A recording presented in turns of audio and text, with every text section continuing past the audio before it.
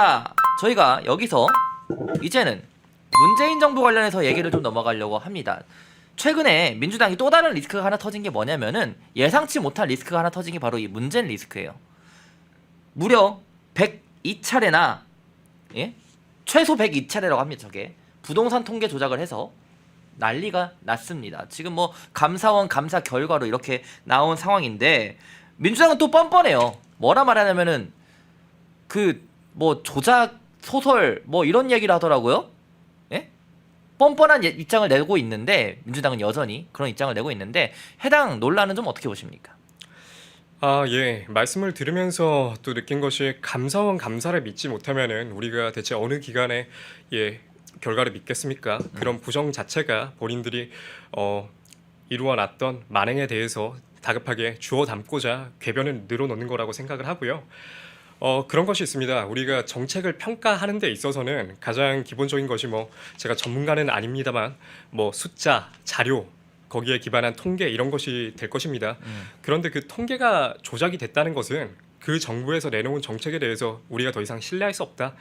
그 결과들이 전부 다 가짜일 수 있다라는 반증인 것입니다. 사실 굉장히 놀랍습니다. 내용을 저도 보면은 2018년 1월 4주차부터 본격적인 통계 왜곡이 시작됐다고 봤는데요. 예. 문재인 정부 언제 출범했습니까? 2017년 5월입니다. 그러니까 이게 한 7개월, 8개월 정도밖에 안 되는 시간인 걸로 그렇게 생각이 되는데요. 이게 정부가 출범하게 되면은 첫 번째 연도에 정책을 수립을 하겠죠. 그리고 두 번째 연도가 되면은 거기에 대한 효과가 나오고 이제 평가를 받게 되는 것인데, 이게 두 번째 해가 되자마자 이렇게 한 것은 어떻게 보면은 첫 번째 시작부터 잘못됐다. 어떻게 보면은 무능함이 첫 해부터 나타났다라는 것을 보여준다고 할 수 있겠고요. 그리고 우리가 생각을 해보면 그렇습니다. 정책을 냈는데 그 정책의 효과가 좋지 않다. 이 정책에 대해서 좀 문제가 있다라고 함은 기본적으로 두 가지 선택지가 있습니다. 첫 번째, 상식적으로 이 정책이 잘못됐으면 우리 다른 방향으로 틀겠다. 이렇게 좀 바꿔봐야겠다라고 생각을 하겠죠. 예. 그리고 틀지 않고 두 번째, 아니면은 아니다. 이 정책은 조금 더 믿어달라. 우리 이 정책은 나중에 효과가 더 날 것이다. 국민들께 좀 설득드리고 이렇게 좀 말씀을 드리면은 이해하실 수 있을 텐데. 예.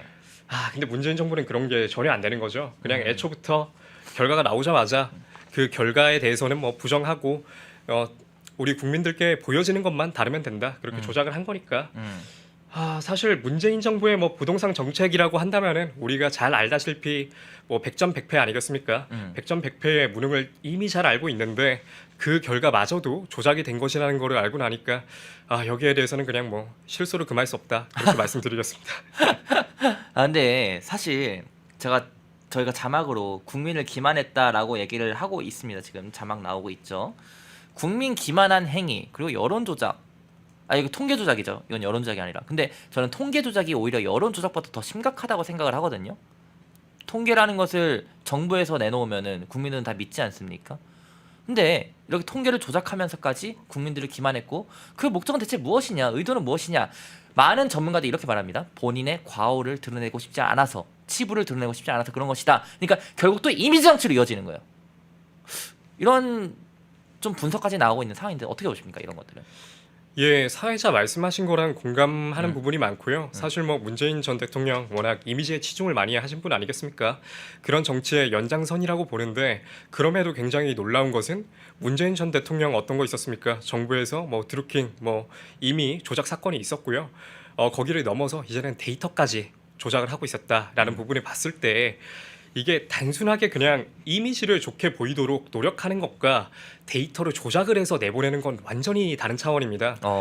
이게 결과로서는 저희가 눈으로 보고 판단하고 해석할 수 있어야죠. 국민들께서도 좋아하는 후보가 다를 수 있고 좋아하는 정치인이 다를 수 있습니다. 다만 그 데이터를 직접 보고 숫자가 어떻다, 전년도랑 어떤 게 달라졌다라는 부분을 직접 보시고 판단을 해야 되는 건데 그런 것들을 사전에 차단함으로써 그냥 완전히 본인들의 그냥 막혀있는 또 다른 세계를 만든 게 아닌가라는 정말 괘씸하고 말도 안 되는 일이 벌어졌다라고 생각합니다. 근데 또 웃긴 게 이에 대해서 지난 문다의 음주운전 기억하시죠? 작년인가 재작년인가 작년 맞나요? 맞습니다. 작년이죠? 저도 맞는 걸로. 문다의 음주운전 사건 때도 문재인이 이전에는 SNS를 활발하게 활동하다가 갑자기 침묵하고 아무 말도 안 하고 입도 뻥끗 안 하고 있는데 이번에도 입도 뻥끗 안 하고 있어요. 문재인 정부 사실 이 통계 조작한 거 책임이 없다고 볼 수 없지 않습니까? 책임이 엄청 크잖아요. 근데도 입 닫고 있거든요. 어떻게 보십니까?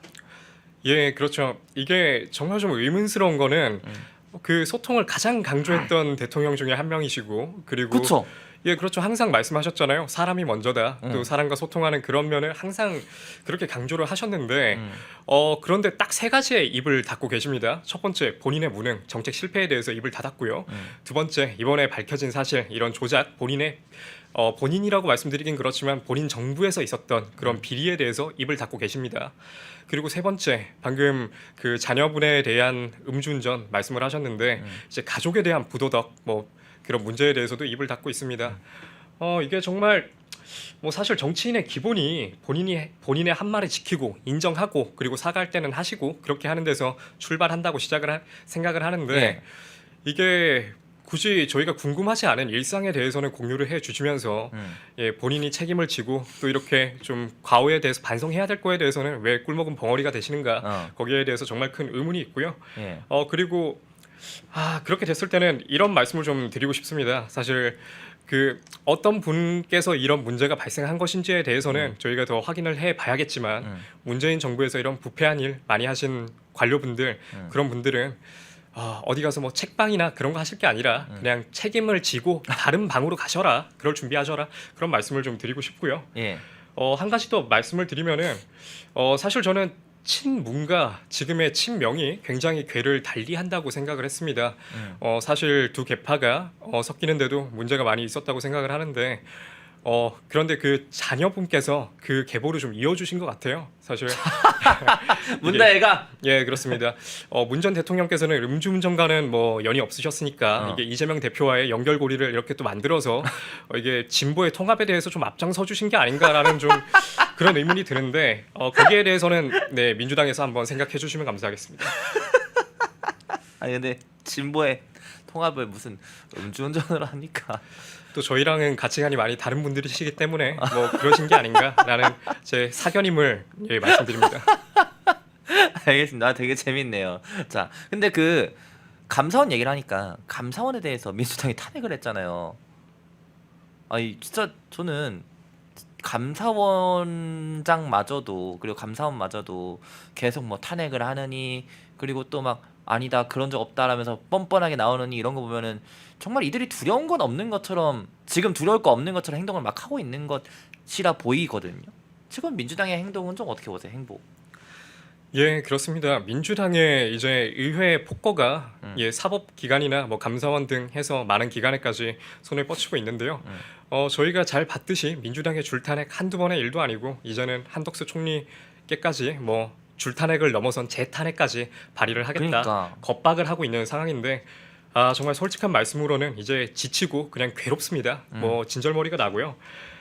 사실 총리께서 이렇게 탄핵에 관련돼서 언급이 되시는 이유가 뭐 어떨 때는 권한을 남용했다, 어떨 때는 직무유기다, 예, 뭐 할 일을 했을 때는 권한 남용이고, 그리고 어떤 일에 관해서 조금 더 숙고하시고 조금 그렇게 권한을 행사하지 않으시면 직무유기다라고 말을 하는데 이게 하루하루 메시지가 변하다 보니까 저희도 어떤 메시지에 맞춰서 대응을 해야 될지도 사실 잘 모르겠습니다. 거기에 더해서 사실 앞서 말씀드렸듯이 저는 지금 캠프에 들어오기 전에 국가보훈부에서 일을 했습니다. 그렇죠. 정부 부처의 일원으로서 일을 했는데요. 사실 그런 탄핵으로서 장관 그러니까 부처에 있는 가장 헤드급. 중심이 되는 예, 지도자를 그렇게 묶어두고 일을 못하게 하면은 정부 부처는 말 그대로 정말 혼란에 빠지게 됩니다. 일을 못 하게 되나요? 그렇게 되면 대행이 그래도 나오긴 하잖아요. 예, 당연히 대행이 있을 겁니다. 뭐 장관님이 탄핵으로서 탄핵 소추가 돼서 직무가 정지가 되면은 차관께서 또 그 역할을 하시겠지만 그렇게 되면은 차관의 역할은 또 누가 하겠습니까? 또 다른 분이 또 맡으셔야 되고 그리고 기존에 하시던 장관의 역할이 아닌데 그런 역할들을 갑작스럽게 맡게 되면은 예, 그런 혼란이 당연히 있고요.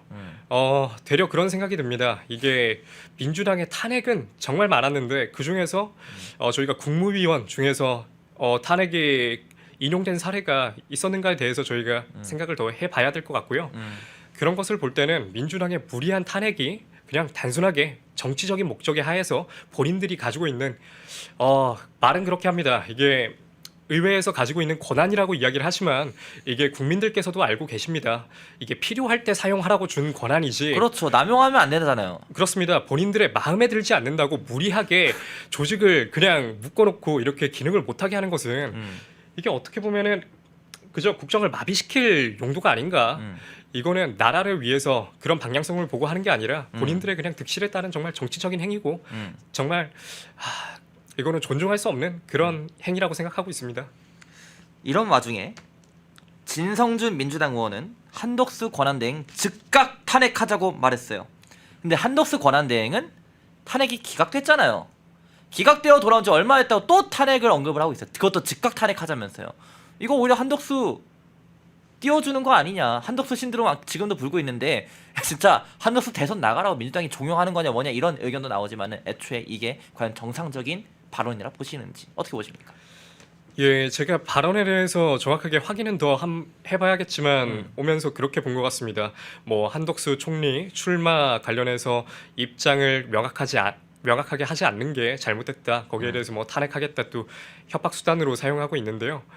사실 총리께서 복귀하신 지 얼마나 됐습니까? 그러니까요. 이제 막 또 혼란한 이 전국에 사실 우리 국제사회 지금 얼마나 어지럽고 관세 관련해서 하실 역할이 얼마나 많겠습니까?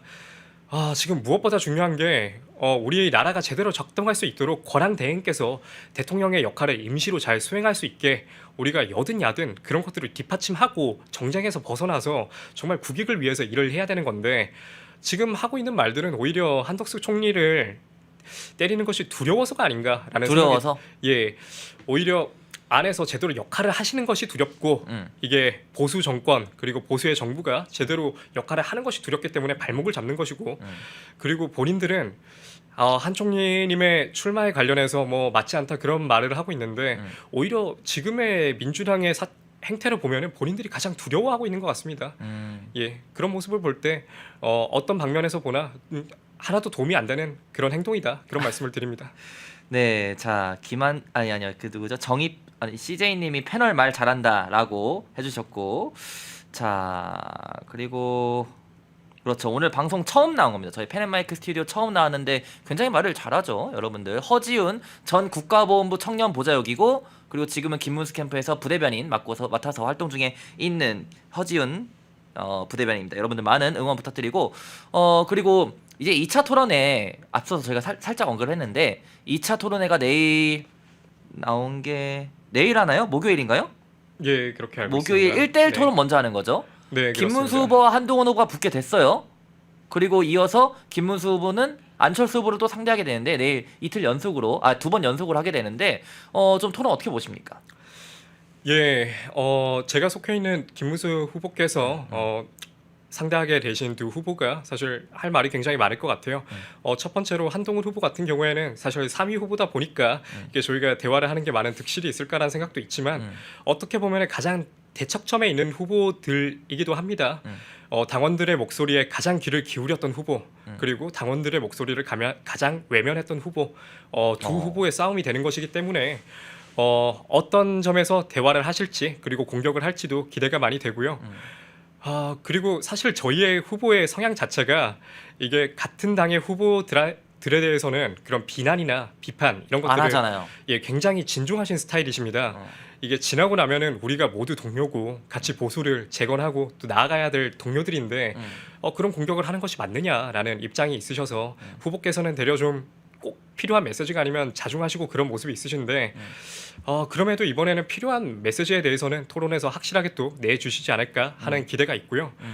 두 번째로 안철수 후보 관련해서도 제가 드릴 말씀이 조금 있는 게 지난 1차 토론에서 B조 토론이 조금 더 주목을 받았지만 A조 토론에서도 기억에 남는 장면이 하나 있습니다. 그 김문수 후보와 안철수 후보가 AI 관련해서 대담을 한 적이 있는데요. 안철수 후보께서 김문수 후보께 AI에 대해서 잘 아느냐? 나는 전문가다라는 취지의 말씀을 하신 걸로 알고 있습니다. 거기에 대해서 김문수 후보께서는 챗GPT도 사용한다. 내가 그런 것들 사용하고 그리고 내가 지도자가 된다면은 안 후보님 같은 AI의 전문가를 잘 모셔서 AI 산업이나 그런 것들이 잘 진행될 수 있도록 하겠다라고 말씀을 하신 게 저는 개인적으로 굉장히 기억에 남았습니다. 이게 주제에 맞는 말인지 모르겠지만 제가 첨언을 드리자면은 예. 그런 측면이 있습니다. 사실 안 후보께서 AI를 언급하신 취지에 대해서도 일견 공감을 합니다. AI가 저희 굉장한 아젠다 중에 하나고요. 준비를 잘 해야 되는 것은 맞지만 우리가 국가의 지도자라고 함은 특정 한 분야에 대해서 그 분야에 국한된 지도자를 뽑는 것이 아닙니다. 특정 분야만 알고 있는 지도자를 뽑는 게 아니다. 예, 그렇습니다. 두루 알아야 된다. 예, 그렇습니다. 물론 AI도 잘 알고 뭐 외교도 잘 알고 그리고 노동에 대해서도 잘 알고 그렇다면 좋겠죠. 하지만 사람이 어떻게 그럴 수가 있겠습니까? 국정에 있는 수천 수만 가지의 그런 분야를 한 사람이 모두 아는 거는 사실상 불가능하다고 그렇게 알고 있고요. 그렇기 때문에 저희가 장관 그리고 뭐 차관 그리고 대통령 비서실 많은 참모들이 함께 하는 것인데 그렇다면 여기서 무엇이 중요한가? 지금의 이 분열된 형국 속에서 그리고 AI 중요하죠. 하지만 그만큼 중요한 게 우리 뭐 국제 정세 그리고 분열된 이런 것들 통합할 수 있는 후보가 누군가? 그리고 이 분열을 통합한 후에 우리가 목표로 세운 바 어떻게 정말 맞는 방향성으로 이끌 수 있는지 그리고 한 단계 나아가서 그 맞는 방향성까지 관철시킬 수 있는 후보가 누군지에 대해서 생각을 해야 되는데 저는 말씀드리고 싶은 게 그런 게 있습니다. 저희가 최근에 이제 이용할 수 있는 GTX 그러니까 수도권 교통의 혁명이라고 불리죠. 예. 이게 모르는 분들도 많은데 저희 김문수 후보께서 경기도지사 시절에 처음으로 설계한 겁니다. 아, GTX를요? 예, 그렇습니다. 최초의 기획자십니다. 아, 그래요? 예, 전혀 몰랐어요, 저. 이게 15년 전에 제안을 하실 때 그때 당시에 같이 토론에 나왔던 후보가 저기 진보 진영의 유시민 작가신 걸로 알고 있는데요. 그런 말씀하신 걸로 알고 있습니다. GTX 이거 다 뻥이다. 뭐 유시민 이런 게, 작가가? 예, 뻥이다 이런 말씀을 하시고 적당히 빠르면 됐지 빠르게 이런 지역들을 잇는 것이 꼭히 좋은 것이 아니다라는 취지로 말한 걸로 알고 있습니다. 하지만 15년이 지났고 저희 보십시오. 누가 옳았는지 우리가 다 알지 GTX 않습니까? 너무 간편해요. 실제로 GTX 그 근처에 있는 시민들이요, 너무 편리하다. 이것 때문에 서울 가는 일 예전엔 정말 어려웠는데 이제는 간편히 갈 수 있다라고 얘기를 하거든요. 여러분들 GTX 김문수 후보가 도지사 시절에 기획했다 합니다. 이거 아셨어요? 와, 저는 방금 듣고 김문수 후보가 이런 뭐랄까요? 좀 비전을 보는, 그러니까 미래를 보는 안목이라 하나요? 그런 게 또 있으시구나라는 것이 방금 생각이 들었어요. 스쳐갔어요. 그런 게 있었군요. 예, 그렇죠. 그때 당시만 하더라도 모두가 안 된다, 네. 불가능하다라고 말을 했지만 지금 결과로서 증명이 되지 않았습니까? 예, 지금 앞에 나오고 있는데요. GTX 아버지. 예, GTX의 아버지입니다. 예, 이 별명 굉장히 좋은 것 같은데 저희 많은 시청자분들께서도 저희 김문수 후보 응원해 주시면서 이 별명 많이 좀 확산시켜 주시면 감사하겠고요. 네, 해피님이 GTX 아버지라 채팅 남겨주셨어요. GTX 아버지 감사합니다. 예. 예, 그리고 저희가 김문수 후보께서 그래서 추가적인 공약을 내셨습니다. 이제 광역권에서도 GTX 사용할 수 있도록 구상하고 있고요. 그리고 이게 무리하게 GTX 만드는 거 아니냐, 그게 가능하냐라고 말씀을 하실 텐데 기존에 있었던 노선이나 그런 것들을 충분히 저희가 고려해서 예, 현실성 있도록 예, 그렇게 구상을 하고 있는데 여기서 저희가 봐야 될 것은 김문수 후보는 했던 후보입니다. 안 된다고 했던 그렇죠. 거 GTX를 했잖아 이미. 예, 이미 만들어졌습니다. 결과로 증명을 한 후보기 때문에 말하고 있는 공약들이 충분히 실현될 수 있다라는 믿음을 주시면 좋겠고 여기서 사실 저는 보수의 오랜 팬으로서 스쳐 지나갔던 그런 정책이 하나 또 있는데요. 저희 박정희 대통령의 저희 그 경부 고속도로 있지 않습니까? 예, 어떻게 보면은 첫 번째 교통혁명이라고 생각을 하는데 예. 이것도 굉장히 비슷합니다. 상황이.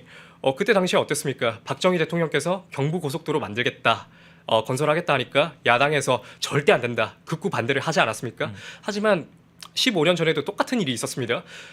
우리 김문수 당시 경기도지사께서 나는 GTX를 만들어서 교통 편리하게 만들겠다. 그러니까 진보 진영에서 안 된다, 그거 말도 안 된다, 그거 다 뻥이다, 그렇게 말을 했었는데 이게 두 개가 평행이론이 아닌가. 경부 고속도로 첫 번째 교통혁명이었고 두 번째 교통혁명 저희 수도권 GTX를 만들었고 이제 세 번째로 예, 저희 김문수 후보께서 예, 다른 광역권까지 또 새로운 구상을 하고 있으니 그런 점들 많이 정책적인 거 찾아봐 주시면 좋겠고 저도 그런 것들이 좀 더 홍보될 수 있도록 노력하겠습니다. 많이 관심 가져주십시오. 예, 지금 반응이 GTX 얘기 나오자마자 반응이 좀 좋아졌어요. 채팅창들이 많이 올라오고 있는데, 야, GTX 얘기는 좀 이거는 깜짝 놀랐어요. 아예 예상도 못하고 있었어요. 생각도 못하고 있었고. 예, 저희 후보가 사실 성향이 좀 그러하십니다. 이게 굉장히 올곧고 또 이런 거 진중하게 어필을 좀 안 해요?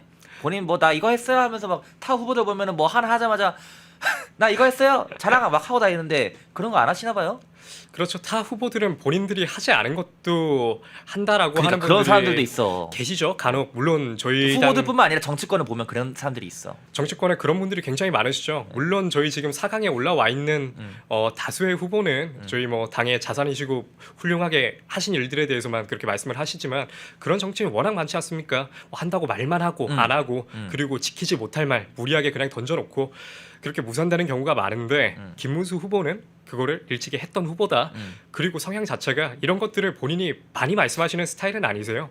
정말 확실하게 본인이 뭐 했던 것들 필요할 때만 말씀을 하시고 지킬 수 있는 말씀에 대해서만 입 밖으로 꺼내시고 그렇기 때문에 다른 후보에 대해서도 비방을 많이 안 하시고 우리 같은 또 당에 있는 동료들인데 그렇게 할 필요는 없다. 우리 정말 잘못된 방향에 대해서만 바로 잡으면 되는 것이지 그런 것만 이렇게 짚으면 되는 것이지 이게 조금 뭐 잘못된 그런 뭐 비난 이런 것들은 할 필요 없다. 그런 성향이시기 때문에 GTX 이런 것들도 많이 안 알려지고 또 최근에 뭐 홍준표 후보나 저기 한동훈 후보 이런 설전에서는 조금 거리를 두셨던 게 있는데 그래도 다음 2차 토론에서는 정말 할 말은 조금 더 하시고 필요한 말씀들 하실 걸로 그렇게 기대하고 있습니다. 그러니까 2차 토론 때는 좀 치열하게 하셔야 될 수밖에 없을 것 같아요. 왜냐하면 한동훈 후보가 상대다 보니까 또 안철수 후보도 상대다 보니까 어떻게 보면은 약간 그런 거 있잖아요. 언론에서 이제 또 말하는 게 찬파 탄반파 뭐 이런 식으로 예, 하잖아요. 그렇습니다. 아마 토론을 같이 하게 된 두 분 다가 탄핵에 찬성을 하거나 아니면 앞장섰던 분들이시기 때문에 그런 분들로 평가를 받고 있죠. 예. 예, 그런 분들이신 것으로 그렇게 평가를 받고 있습니다. 있는 걸로 알고 있는데 그렇기 때문에 그런 걸로 공격을 많이 할 걸로 생각이 됩니다. 그렇죠.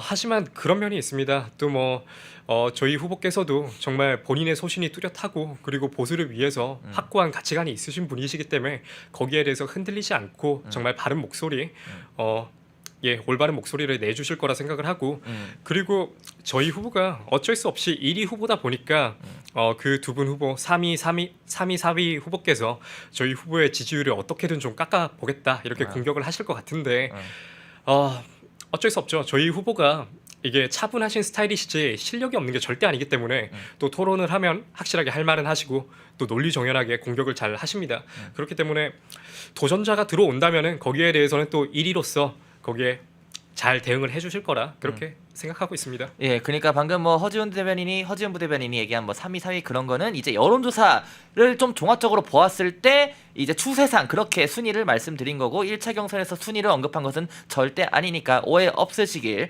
바라고요. 그리고 저는 이런 생각도 합니다. 한동훈 후보가 그런 말 했잖아요. 계엄 내가 했습니까? 뭐 투표 내가 했습니까? 이런 말 했잖아요. 그러면은 본인이 그런 말을 했으니까 탄핵 반대한 뭐 김문수 후보, 홍준표 후보에 대해서도 그런 질문을 할 수가 없는 거예요. 맞잖아요. 본인도 그랬잖아요. 계엄 내가 했냐, 투표 내가 했냐 이런 말 하지 않았습니까? 계엄 김문수 후보, 홍준표 후보가 했습니까? 본인이 그런 말을 했으면은 다른 후보들한테 똑같이 적용해야지. 그러지 않으면 그것은 내로남불이 되는 겁니다. 본인이 무슨 말을 했는지 돌이켜 보셔야 되고 토론할 때도 그런 말을 해야 되는 거지. 막 나는 괜찮아, 나는 할 말 있어, 나는 할 거야. 근데 너는 안 돼. 이런 식의 태도로 나오는 것은 정말 토론의 자세가 제대로 갖춰져 있지 않다라는 점을 말씀드리고 싶고요. 또 뭐 하고 싶은 말 있어요? 예, 방금 하신 말씀에서도 공감 가는 게 많은데요. 한동훈 후보께서 그런 점을 조금 다시 짚어주셨으면 좋겠다라는 게 있습니다. 본인께서 탄핵에 대해서 그런 책임이 없는 것처럼 말씀을 하시는데 사실상 그렇습니다. 당시에 당 대표셨고 그 전국에서 어떻게 책임이 없는지 거기에 대해서 반문을 드리고 싶고요. 네. 그런 상황인데 오히려 다른 후보들께 뭐 그런 전국에 대해서 책임을 묻는다면은 이게 말 그대로 내로남불이고 예. 앞뒤 논리가 맞지 않는다라는 그런 말씀을 드리겠습니다. 참 그렇죠. 그리고 또 사실 그 당 대표였고 탄핵 관련해서 분명히 제 기억으로는 1차 그 표결 때 그 탄핵에 반대를 하지 않았습니까? 한동훈 전 대표도 그쵸, 그 당시엔 그랬잖아요. 그래놓고 입장이 바뀐 겁니다.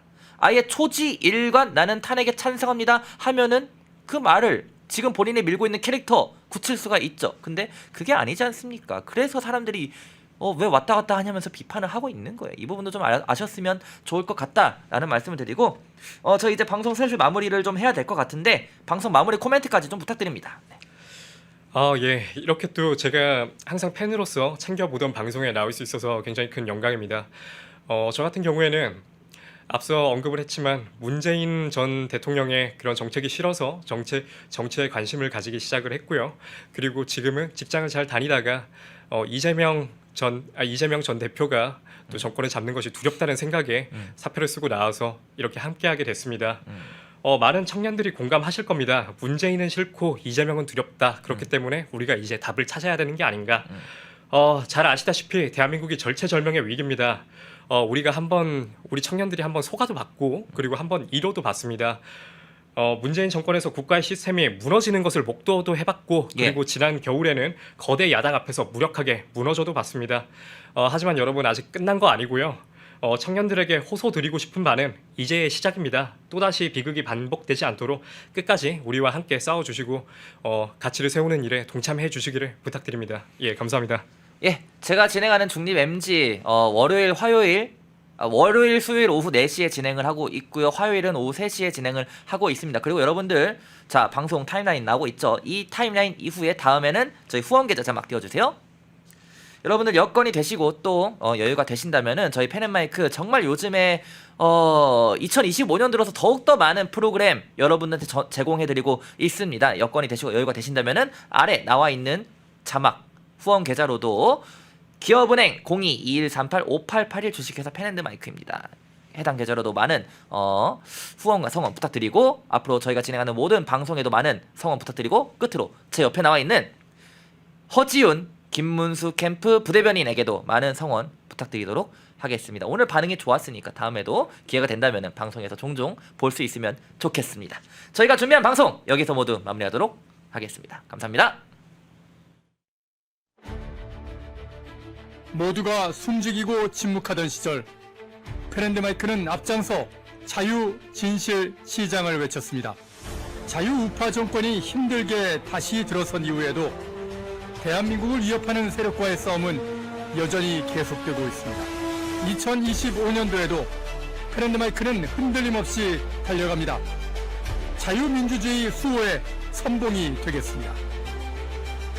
2025년 펜앤마이크와 함께 주십시오.